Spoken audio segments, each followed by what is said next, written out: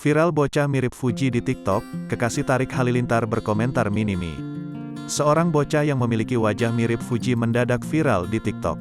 Saking miripnya, gadis ini langsung jadi buah bibir warganet. Fuji sendiri sampai berkomentar mengakui kemiripan mereka berdua. Mini-Me, aku waktu kecil, ungkapnya singkat.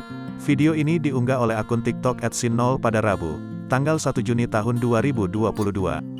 Dalam cuplikan berdurasi 7 detik tersebut, tampak seorang anak perempuan sedang duduk memainkan kardus berkas. Pemilik akun menuliskan pada caption bahwa gadis di dalam video, mirip dikit ya, dengan sosok Fuji. Alih-alih cuma, mirip sedikit tampang keduanya justru terbilang hampir persis. Paras wajah gadis itu sangat mirip dengan kekasih Tarik Halilintar ketika ia masih kecil. Gaya rambut pendek ala bowl cut-nya juga hampir persis dengan rambut Fuji dulu. Sentimen ini juga disampaikan oleh warganet di kolom komentar. Fuji waktu kecil ini mah, iya sih, asli mirip.